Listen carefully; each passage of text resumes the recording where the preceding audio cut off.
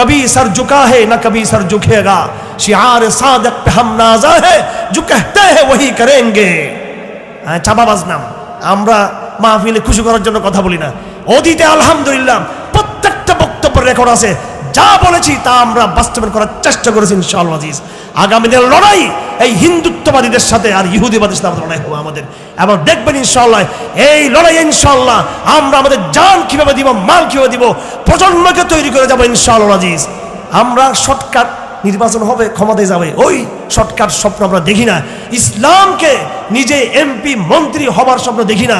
তবে আগামী আমার সন্তানদেরকে বিজয়ী হবার সেই রোড ম্যাপ দিয়েই আমরা দুনিয়া থেকে বিদায় নিব ইনশাআল্লাহ আজিজ। আমি এবার একটা উদাহরণ দিয়ে শেষ করে দিচ্ছি। গত দিনে হাসিনার পতন হলো। দেখেন শেখ হাসিনার নাম কোরআন শরীফে কোথাও উল্লেখ নেই, আছে? মোদির নাম কোথাও উল্লেখ আছে? আসেনি? ট্রাম্পের নাম উল্লেখ আছে? কোরআন কেন এই জমানায় দরকার? ব্যাকল মুসলমানদেরকে বোঝানোর জন্য, যারা বেয়াদব মুসলমান, নাস্তিক মুসলমান আছে না নাই? রক্ত দেয় ইমানদারেরা, রক্ত দেয় যারা আদব আছে তারা, রক্ত দেয় যারা রাসূলের প্রতি ভালোবাসা আছে। এদেশে যারা আবু সাইদ বলি, মুগ্ধ বলি, এদের মধ্যে ইমানের কিছুটা চেতনা ছিল, কিন্তু শাসন চালায় কিন্তু অন্যরা, কিন্তু চুরি করে আন্দোলন। হ্যাঁ, প্রথম আলো, ডেইলি স্টার, আইনজীবীরা এরাই কিন্তু এখন ভিতর ভিতর গভর্নমেন্ট চালাচ্ছে, কিন্তু এদেশে নিরীহ মানুষের কোনো ইয়ে নাই। একদিন ইনশাআল্লাহ এই দেশের নিরীহ আলেম ওলামা, কৃষক, শ্রমিক, ছাত্র সমাজ আর সেনাবাহিনীর যারা ইমানদাররা আছে এরা মিলেই আগামী দিনের বাংলাদেশ গড়বে ইনশাআল্লাহ আজিজ। হ্যাঁ, শুধু আগামী দিনের বাংলাদেশ নয়, এরাই মিলে হিন্দুস্তানকে বিজয় করবে তারা ইনশাআল্লাহ। আমি জাস্ট কেন কোরআন এর দরকার এটা হাজারো যদি আমরা বলি এরা বুঝবে না, বুঝবে না। এদের বোঝানোর জন্য এটা বলতেছি। ওইটা তো পড়তে চাই না, তারা গবেষণা করতে চায় না। আমি জাস্ট একেবারে জুলাই বিপ্লবের ঘটনাটা, কারণ যখন যে বিষয় সেই বিষয়ে ওয়াজ করতে হয়। এই যে লম্বা আমি কাহিনী এতক্ষণ বললাম, প্রায় 40 মিনিট 50 মিনিট হয়ে গেল, ভূমিকা বললাম। আমার একটাই টার্গেট, আপনাদের অন্তরে এই জমানায় কোরআনের প্রয়োজনীয়তাটা ঢুকিয়ে দেওয়া। কারণ কোরআন ছাড়া কিন্তু আপনি বাঁচতে পারবেন না ভাই, কোরআন ছাড়া কোনো মুক্তি নেই। অবশ্যই আপনাকে ফজরের জমাতে হতে হবে, তরুণদেরকে প্যান্ডেলের চেয়েও বেশি মসজিদে গুরুত্ব দিতে হবে, কোরআনকে ধারণ করতে হবে, কোরআনকে ধরেই কিন্তু আপনাকে আগাতে হবে। অন্য পথে এগুতে গেলে আপনি এই কুল সেই কুল সব হারাবেন। আওয়ামী লীগ সব হারিয়েছে, আগামীতেও আরব সব দল সব কিছু হারাবে, যেহেতু তাদের হাতে কোরআন নাই। বাঁচতে চাইলে সবাইকে আবার কোরআন পথে আসতে হবে। শুধু আমি পয়েন্টটা বলে শেষ করে দিচ্ছি, সেটা হলো কি, জুলাই বিপ্লব। হাসিনার নাম কোরআন শরীফে নাই, মোদির নাম কোরআন শরীফে নাই, ট্রাম্পের নাম কোরআন শরীফে নাই, ইসরায়েলের প্রেসিডেন্ট নেতানিয়াহুর নাম প্রেসিডেন্ট কোরআন শরীফে আসেনি, চীনের প্রেসিডেন্টের নাম আছে নাই। আমার ভাইয়েরা, কোরআন শরীফে কোন জালেমের নাম আগামীতে আল্লাহ পাক একটা জালেমের নাম উল্লেখ করে নাই, করে নাই আল্লাহ পাক। কিন্তু আল্লাহ পাক বারবার কোরআনে একটা নাম উল্লেখ করেছে, সেই নাম হলো ফেরাউন। ফেরাউন ফেরাউন ফেরাউন কেন? আল্লাহ রাসূল বলছেন হযরত আলীকে, ফীহি নাবাউ মা ক্বাবলাকুম ওয়া খবরু মা বাদাকুম। কোরআন অতীতের হাজার হাজার বছরের নূহ আলাইহিস সালামের জমানা থেকে, জমানা থেকে শুরু করে, আদম থেকে শুরু করে নূহ, এরপরে সিরিয়াসলি নূহ আলাইহিস সালামের জমানা থেকে ইতিহাস এখানে উল্লেখ করা আছে। নূহের জমানা থেকে একেবারে আমাদের নবীজির জমানা পর্যন্ত হাজার হাজার বছরের ইতিহাস কোরআন শরীফ উল্লেখ করছে আমাদের সামনে। এখন আগামীতে কি হবে ওই নামগুলো আর আল্লাহ পাক উল্লেখ করেন নাই। আমার ভাইরা, তার মানে কি? তার মানে হলো এই যে আমি ফেরাউনের নাম বারবার নিচ্ছি তোমাদেরকে, সূরা বাকরাতে একবার, সূরা আরাফে, সূরা আনআমে, সূরা নিসাতে, বিভিন্ন জায়গায় জায়গায়, প্রত্যেক জায়গায় একেবারে আস্তে আস্তে একদম যেগুলো ছোট্ট ছোট সূরা, এখানে পর্যন্ত ফেরাউনের নাম। এর ইশারা হলো, এর ইঙ্গিত হলো কিয়ামত পর্যন্ত এইভাবে ফেরাউনরা এসে এসে খোদাইত্ব দাবি করবে, তারা আকাশে উঠবে, আর আমি যুগে যুগে মুসাদের দিয়ে এই ফেরাউনকে আকাশ থেকে নামিয়ে এদেরকে ধ্বংস করবো আমি। সুতরাং হাসিনার কথা কোরআন শরীফে আছে না নাই? এবার বল, আছে না নাই? মোদির কথা আছে না নাই? আপনারা মনে কষ্ট, কেউ কেউ আগে বিভিন্ন দল করলো, শুনেন ওইসব বাদ দিয়ে কোনো কিছু করার দরকার নাই। হেফাজত ইসলাম আমার সংগঠন, ওইটাও করিয়েন না ভাই আপনারা, আমি বলতেছি না। আল্লাহর ওয়াস্তে কোরআন ইসলামটা করেন। আপনাদেরকে আওয়ামী লীগ থেকে বিএনপি থেকে বের করে আমি আগামী ইলেকশনে দাঁড়াবো, ভোটটা আমারও দিয়েন। ভোট চাওয়ার জন্য আসি নাই, এই ভোট দিয়েও কি হবে আমাদের জানা আছে। কিন্তু যে দলে থাকি না কেন, আর অতীতের সব বাদ দিয়ে তওবা করে, আওয়ামী লীগের সুযোগ ছিল তওবা করার, আফসোস তাদের ভাগ্য খারাপ, গেল হিন্দুদের পেশাব খেতে গেল ইন্ডিয়াতে।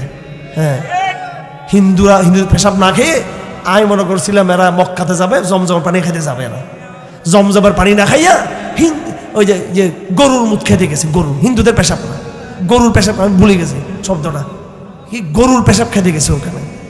তওবা, গরুর পেশাব এরা তো হিন্দুরা খায় এটা বরকতে, তো ওখানে এরা সেখানে গেছে। আর সৌদি আরব আমার মেয়ে থাকে, আমি ওরা গেলে বলতাম যে ওদের মেহমানদেরকে তওবাটা জমজমের পানি দিয়ে ধুয়ে দিয়ে তওবা করার ব্যস্ত হইতো। তো গেছস বেটা গরুর মুখ খাওয়ার জন্য, তো ওদের আর তওবার আশা নাই, তওবার আশা নাই। আমি আমার পরিচয় আমি দিতে চাই না। আওয়ামী লীগের কারা কারা আত্মীয় স্বজন আমাদের কতগুলো ঢুকছে ভিতরে, ঠিক আছে, যাই হোক, অনেকবার নাম বললে এক্ষুনি জেনে যাবেন আপনারা। কতগুলো আমার সাথে যোগাযোগ করতে চেয়েছিল, আমি প্রস্তাব দিয়েছি যে তোমরা তওবা করো, তওবা করো। তো ওরা জবাব দিল যে আমরা মাঝে মাঝে একটু হিন্দুদের সাথে রাখতাম, একটু রাখতাম, আসলে আমরা ভিতরে হিন্দু না।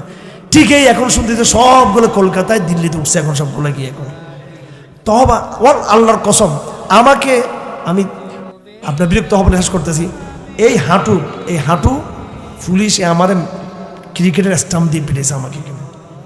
ওই পুলিশকে আমি ক্ষমা করে দিছি, ভাই তোরা জুলুম করবি, ক্ষমা করবো তোদেরকে আমরা, যদি তোরা কোরআনের যদি তাবাদার হয়ে যাস, কোনো অসুবিধা নেই, এই সাহস আমাদের আছে।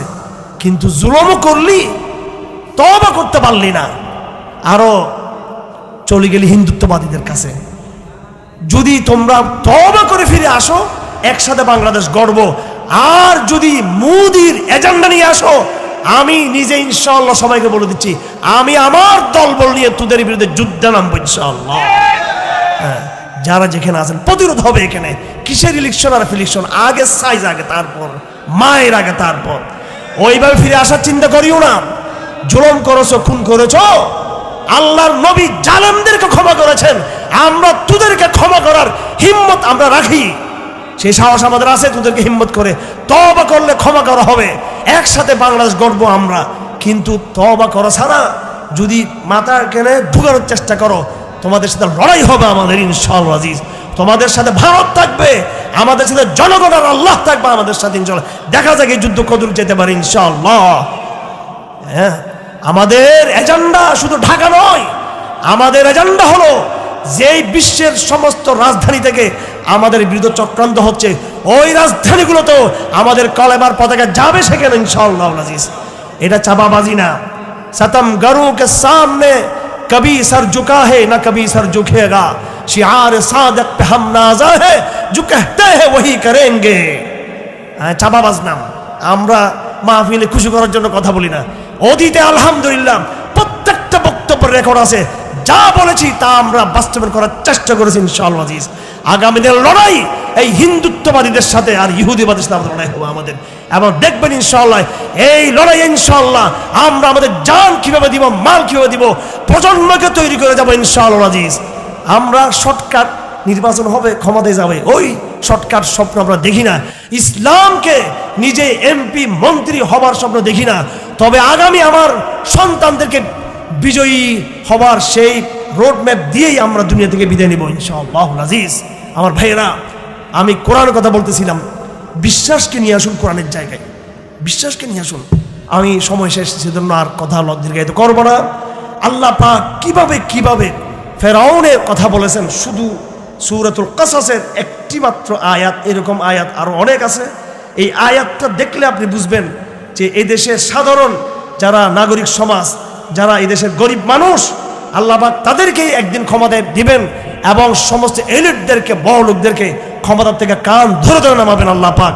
এটা কোরআন শরীফে বলা আছে, এটা সব বলা আছে। আল্লাহ পাক বলেন, আউযু বিল্লাহি মিনাশ শাইতানির রাজীম, তাসিন মিম, তিলকা আয়াতুল কিতাবিল মুবিন, নাতলু আলাইকা মিন নাবাই মূসা ওয়া ফিরআউনা বিল হাক্কি লিকাওমি ইউমিনুন। তাসিন মিম আল্লাহ পাক শুরু করছে একেবারে এজাজ দিয়ে শুরু করছেন, এগুলো কোনো ব্যাখ্যা নাই, হুরুফে মুকাত্তাআত। তিলকা আয়াতুল কিতাবিল মুবিন, এগুলো হচ্ছে আল্লাহ পাকের সুস্পষ্ট কিতাবের নিদর্শন সমূহ, আয়াত সমূহ। আমি হে মুহাম্মদ তোমাকে মূসার ফেরনের সত্য সত্য ঘটনাগুলোকে তোমার সামনে তুলে ধরতেছি, যাতে তুমি ঈমানদারদের সামনে এগুলো বয়ান করতে পারো। কি হয়েছে আল্লাহ বলেন, ইন্না ফিরআউনা আলা ফিল আরদি ওয়া জাআলা আহলাহা শিয়া ইয়াস্তাযিফু তাইফাতাম মিনহুম ইউযাব্বিহু আবনাআহুম ওয়া ইস্তাহয়ী নিসাআহুম ইন্নাহু কানা মিনাল মুফসিদিন। ফিরআউন আল্লাহর জমিনে অহংকার আর বক্ত করেছিল এবং এই জমিনের লোকদেরকে সে দলে দলে বিভক্ত করে তাদের উপর শাসন চালিয়েছে এবং মানুষকে, জনগণকে কাবু করে রেখেছিল। এক দলকে জবে করতে লাগলো, আরেক দল মহিলা যারা তাদেরকে সে বাঁচিয়ে রাখলো। সেই ছিল বড় সন্ত্রাসী ফেরাউন। এরপর আল্লাহর সিদ্ধান্ত, এটা হলো এই দুনিয়ার নিয়ম। ফেরাউনরা বড় লোকেরা শাসন চালাবে কিছুদিন, আল্লাহ আসমান থেকে তাকাবে, এই বড় লোকগুলো আল্লাহর দাসত্ব না করে নিজের দাসত্বর দিকে মানুষকে ডাকবে তারা, ঠিক কিনা? কোরআন শরীফ এটাই বলছে, ফাহাশারা ফানাদা ফাকাল আনা রাব্বুকুমুল আলা। জাতির উদ্দেশ্যে দাঁড়িয়ে বলল ফেরাউন যে আমি তোমাদের মহান রব। নাউযুবিল্লাহি মিন যালিক। বিগত স্বৈরাচারিণী বলছে কিনা? এটা বলছে কিনা? আপনারা বলবো যে হুজুর এখন ওরা পলাইছে তো জন্য কথা বলতেছেন। আরে ভাই, আগে তো বলি 5 বছর জেল খাটছি, এমনি এমনি গেছি জেল খাট, ওর বিরুদ্ধে বলছি সেই সময়। হ্যাঁ, এবং আলহামদুলিল্লাহ আমি আমাদের 5 বছর জেলে যাওয়ার পরে এই হাসিনার গুন্ডা বাহিনীর বহু লোক হেদায়েত প্রাপ্ত হয়ে গেছে আমাদের হাতে। কত অফিসার হেদায়েত হয়েছে, হিসাব করা যাবে না। আলহামদুলিল্লাহ এরা আমাদেরকে জুলুম করছে, আবার কিছু কিছু লোককে হেদায়েত দিয়েছে আল্লাহ পাক। এই জন্য আমাদের সাহস আছে, আমাদের পক্ষে লোক আছে ইনশাল্লাহ। সত্য কথা বলবেন, শত্রুও থাকবে, আপনার বন্ধু আল্লাহ পাক পাঠিয়ে দিবে আপনার জন্য, ভয় পাবেন না। দেখেন, এটা দুনিয়ার নিয়ম। কিছু লোক অহংকার করবে, দাপট দেখাবে, রাজত্ব দেখাবে, এটা দুনিয়ার নিয়ম চলে আসতেছে। এটা সবসময় ফেরাউনের নামটা আল্লাহ পাক একটা উদাহরণ হিসেবে নিয়ে আসছে। আল্লাহ না হলে এখানে মোদি, হাসিনা, ট্রাম্প টুমের নাম দিয়ে কোরআন ভরে ফেলতো। এখানে কয়টা নাম দিবে আল্লাহ পাক? শুধু আলামত হিসেবে দিয়েছে। এটা মর্যাদা কোরআন শরীফের। শেষ হাসি, শেষ বিজয় কিন্তু মুসলিমদের। আল্লাহ পাক বলতেছেন ফেরাউনের খেলা শেষ। ফেরাউন তো এগুলো সব করলো। তারপরে ওয়ানুরিদু আন নামুন্না আলাল লাযিনা ইসতুদঈফু ফিল আরদি ওয়া নাজআলহুম আইম্মাতান ওয়া নাজআলহুমুল ওয়ারিসিন ওয়া নুমাক্কিনা লাহুম ফিল আরদি ওয়া নুরিয়া ফিরআউনা ওয়া হামানা ওয়া জুনুদাহুমা মিনহুম মা কানু ইয়াহজারুন। আল্লাহ বলেন ফেরাউন তো এগুলো করতেছে, রাজত্ব, দাপট। আর আমার প্ল্যান হলো, আমার ইচ্ছা হলো আন নামুন্না আলাল লাযিনা ইসতুদঈফু, যারা দেশের দুর্বল নাগরিক, ইমানদার, তৌহিদ প্রিয় জনতা, অসহায়, আমি তাদেরকে ইহসান করব, তাদের উপরে আমি, তাদের জন্য আমি ভালো ফয়সালা করব। আর ওয়ানাজালুহুম আইম্মাতান, এই গরিব লোকগুলোকে একদিন আমি নেতা বানাবো আমি তাদেরকে। ওয়ানাজালুহুমুল ওয়ারিসিন, বড় লোকদের দাপটগিরি শেষ হবার পরে এই দাপটের মালিকানা আমি তাদেরকে দিব। ওয়ানাজালুহুমুল ওয়ারিসিন ওয়ালাদ কাতাবনা ফিজ জাবুর আন্নাল আরদা ইয়ারিসুহা ইবাদিয়াস সালিহুন। আল্লাহ বলেন আমি কোরআনের আগে, ইনজিলের আগে জবুরে লিখে দিয়েছি যে নেককার ঈমানদারেরা আল্লাহর এই জমিনের মালিকানা তাদেরকে আমি দেব। তারপরে ওয়ানুমাক্কিনা লাহুম ফিল আরদি, এবং এই পুরো জমিনের মধ্যে অসহায় লোকদেরকে আমি সারা দুনিয়ার ক্ষমতা তাদের হাতে আমি হস্তান্তর করব। আর ওয়ানুরিয়া ফিরআউনা ওয়া হামানা ওয়া জুনুদাহুমা মিনহুম মা কানু ইয়াহযারুন, ফেরাউন আর হামান যারা যখন আসবে দুনিয়াতে এবং আখিরাতে তাদেরকে তাদের মজা আমি দেখাতে থাকবো আমি তাদেরকে। এগুলো আমি একটা আয়াত পড়লাম, আপনি আমার রাত 2টা পর্যন্ত সময় দিল, 2টা পর্যন্ত, 3টা পর্যন্ত, 4টা পর্যন্ত, 5টা পর্যন্ত কোরআন খুলে খুলে খুলে খুলে আমি দেখাতে পারবো যে আল্লাহ পাক এই জমানা সম্পর্কে, এই বাংলাদেশ সম্পর্কে, আমাদের সম্পর্কে কি কি প্ল্যান তৈরি করে রেখেছেন। আল্লাহর প্ল্যানের উপর আপনাদের আস্থা আছে? আপনাদের আল্লাহর প্ল্যানিং, আল্লাহ তার এই পরিকল্পনা ঘোষণা দিয়েছেন। সুতরাং আমি সাবধান করে দিতে চাই, অতীতে যারা চলে গেছে জুলুম করে, আর নতুন যারা আছে এবং আগামীতে যারা আসতে চায়, আল্লাহর প্ল্যানের সামনে টিকতে পারবে না তোমরা কিন্তু।